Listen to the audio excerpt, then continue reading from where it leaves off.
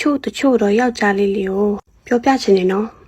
ကိုကအိမ်ထောင်တေးဆိုအိမ်ထောင်တေးလို့ပြုတ်မှုပါနေထိုင်ပါမြောက်လို့ကြပိုးလို့မနေထိုင်ပါနဲ့ဘာလို့ပြောချင်လဲဆိုတော့လေကိုကအပျော်တော့ဘောနဲ့ Facebook မှာပဲဖြစ် Viber မှာပဲဖြစ် TikTok မှာပဲဖြစ်အပျော်ဆိုပြီးမှစကားပြောရင်းနဲ့အတီးအပြက်တွေဖြစ်သွားတာနော်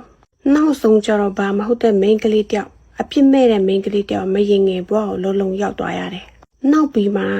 ကိုကဖောက်ပြန်ဖို့တွေးပြီးဆိုရင်ကိုနှိရှိလများအကြာကြီးတီးခံပြီးမှပေါင်းနေတဲ့ဇနီးမရအောင်အားနာပါဘာလို့လဲဆိုတော့ main ကလေးရဲ့ဘွားဟာလည်းတန်ဖို့ရှိလို့ပါနော် main ကလေးဘွားမှာတန်ဖို့အရှိဆုံးအချိန်ကိုပြောပါဆိုနှုတ်ပြိုနေတဲ့အချိန်ပါဒီနှုတ်ပြိုနေတဲ့အချိန်မှာတော့မှခမည်းလို့နဲ့အတူတူတဘွားလုံးဖြတ်တန်းမယ်လို့သူဆုံးဖြတ်ပြီးအကိုတို့နဲ့အတူတူလာနေပြီဆိုရင်ဒါကသူခမည်းအရန်ချစ်လို့ဟုတ်တယ်ဒါကြောင့်ပြောချင်တယ်နော်ကိုကဖောက်ပြန်တော့မယ်လို့တွေးလိုက်ပြီးဆိုရင်မဖောက်ပြန်ခင်မှာကိုသားသမီးမျက်နှာကြည့်ပါအထူးတစ်ပြက်တော့ကိုမိမရဲ့မျက်နှာကိုငဲ့ပါကိုရဲ့ဆန္ဒကိုဦးစားပေးမှသွားနေရဲ့နောက်ဆုံးတစ်ခုခုဖြစ်လာခဲ့ပြီဆိုရင်တိသွားပြီဆိုရင်မိမကိုကွာရှင်းပေးမယ်ပါလေဟုတ်ပါပြီဒါပေမဲ့မိန်းကလေးရဲ့ဒီနှုတ်ပြမှုဘာနဲ့အယောပေးမှလဲဒီနှုတ်ပြမှုကိုဘလောက်တန်မိုးနဲ့များပြန်ဝယ်နိုင်ပါတလဲတကယ်လို့မိန်းကလေးတယောက်ကရေရှည်တွေးဖို့မစင်စားထားဘူးဆိုရင်သူ့ရဲ့နှုတ်ပြနေတဲ့အချိန်မှာသူ့ကိုကောင်းပြောပါနေငါထက်ကောင်းတဲ့သူရနိုင်သေးတယ်နေနဲ့ငါလက်တွဲဖြုတ်မယ်လို့ပြောပါနှုတ်ပြတဲ့အချိန်တွေအကုန်လုံးကတင့်ပုံပေးပြီးမှသူအသက်ရလာတဲ့အချိန်သူ့ရုပ်ရည်ရင့်လာတဲ့အချိန်မှသွားပြီးဖောက်ပြန်မှုတွေပေးခဲ့ပြီးဆိုရင်ဒီမိန်းကလေးအတွက်ကတော်တော်ကိုနဲ့နာလုံးလို့ပြောပြတာပါနော်ဘာလို့လဲဆိုတော့မိန်းကလေးနှုတ်ပြခြင်းကပြန်မလာတတ်ဘူးရှင်အရန်တန်ဖို့ရှိရဲ့အချိန်ဟုတ်တယ်ပြောရမယ်ဆိုပန်းတပွင့်မှာပြားတွေဝိုင်းအောင်ရဲ့အချိန်ဟုတ်တယ်ကိုကခင်မွန်းကောင်းတယောက်မဖြစ်ပေးနိုင်ဘူးမလုပ်ပေးနိုင်ဘူးဆိုရင်ကိုနောက်ဆုတ်ပေးလိုက်ပါတခြားတယောက်ကိုတင်းထက်ကောင်းအောင်သူ့ကိုပြုစုခွင့်ပေးလိုက်ပါနော်အဲ့လိုမဟုတ်ပဲနှုတ်ပြနေတဲ့အချိန်ကလည်းကိုပိုင်ထားတယ်အသက်ကြီးလာတဲ့အချိန်ကျမှကိုကနောက်တစ်ယောက်နဲ့ဖောက်ပြန်နေမယ်ဆိုရင်တေချာစဉ်းစားကြည့်ပါဒီမိန်းကလေးဟာမွေးလာကြတဲ့နေအကိုအတွက်တီးတက်ပေးဆက်ရမယ်ဆိုပြီးမှမွေးဖွားလာတာမဟုတ်ပါဘူးသူကအကိုအရန်ချစ်လို့အဲ့ဒီဘက်ကအမျိုးသားကိုအရန်ချစ်လို့သူပေးဆက်နေချင်းတာဖြစ်တယ်တချို့လေကတော့အဲ့လိုပါပဲမကောင်းတဲ့အချိန်ဘဝမလှတဲ့အချိန်မှာဒီမိန်းမရောကောက်မရက်တည်ပေးတယ်ဘဝလှတဲ့အချိန်ကျမှဒီမရက်တည်ပေးတဲ့မိန်းမကိုကောက်ပစ်သွားတဲ့ယောက်ျားလေးလည်းအများကြီးရှိရနော်ဒါကြောင့်ဆင်ချင်ပါအမျိုးသမီးတွေကိုပြောပြမယ်နော်ကိုကတခါမှအဲ့လိုမဖြစ်ဘူးပြောချင်တာအောက်မှာအရန်ရားတာလေတခါမှအဲ့လိုမဖြစ်ဘူးဒါပေမဲ့အဲ့ဒီအမျိုးသားနဲ့နေလိုက်တဲ့အချိန်ကျမှဒီလိုဖြစ်တယ်ဆိုရင်ဘာလို့လဲဆိုပြီးမှစိတ်တော်ကမရောက်နဲ့တချို့ကျတော့ပြောပါတယ်ချက်မရေးကြောက်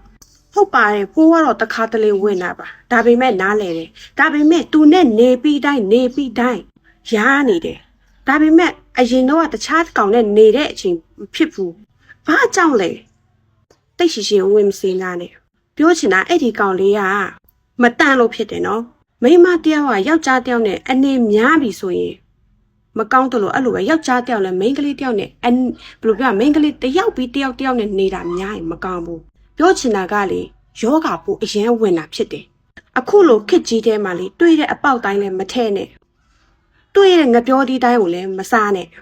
ယောဂဆိုတာ AIDS ခုထဲပဲရှိတာမဟုတ်တော့ဘူးနော်အခုကယောဂပေါင်းစုံတဲ့လိမ်မတဆင့်ကူးဆက်တဲ့ယောဂပေါင်းစုံနဲ့ဒါကြောင့်ပြောချင်တယ်တိလားကိုကဒီလိုမျိုးဖြစ်နေပြီဒီကောင်နဲ့နေတိုင်းဖြစ်နေပြီဆရာဝန်နဲ့အမြဲဆုံးပြေးတိုင်ပင်တင်ပြီနော်ဒါ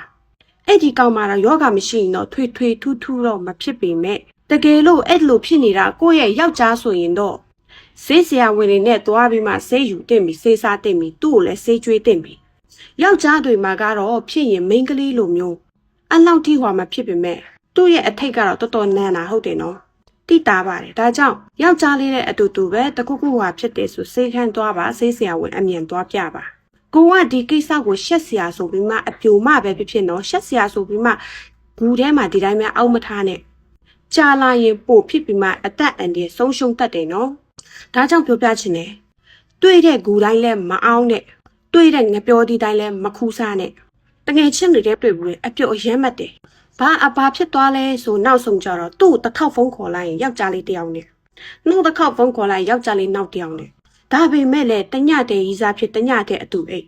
နောက်ဆုံးကြတော့ဘာဖြစ်သွားလဲဆိုတရုပ်ပြီးပြန်သွားတာသူကတရုပ်ပြီးသွားတဲ့အချိန်မှာသူ့ရဲ့အောက်ကမခံမရက်နိုင်အောင်နာကျင်တယ်လို့ဆက်တယ်လို့ရားတယ်လို့ဖြစ်လာတာဒါပေမဲ့နောက်ဆုံးကြတော့စေးတော့စစ်ကြည့်လိုက်ချက်တွေးတော့စစ်ကြည့်လိုက်တဲ့အချိန်မှာဖူခပင်းဆိုတာဖြစ်နေတယ်နော်တရုပ်လူနဲ့ခေါ်ရင်တော့မိမကိုယောဂပေါ့ဒီယောဂစတိတဲ့အချိန်ဆရာဝန်ပြောတာလိုက်နိုင်တော့ဘာမှမဖြစ်ဘူးဒါပေမဲ့ကြာလာရင်တော့မိမကိုတစ်ခုလုံးနဲ့စုပ်ပြက်ကိုတတ်သွားတယ်လို့အသက်အန္တရာယ်ပါဆုံးရှုံးနိုင်တယ်ဒါကြောင့်မိန်းကလေးတွေမပေါ်စားနဲ့ကိုယ့်ရဲ့မိမကိုကအရန်နဲ့မတူဘူးဒီကောင်နဲ့နေပြီးမှပို့ဖြစ်လာတယ်ပို့ရားလာတယ်ဆိုဆရာဝန်နဲ့အမြန်ပြေးပါတကယ်လို့ဒီကောင်ကမခွဲနိုင်ဘူးဆိုရင်တော့စိတ်ခမ်းမှာတခါတည်းဘလို့လှုပ်တင်လဲတခါတည်းအိုးကျတိုင်ပင်ခဲ့ပါ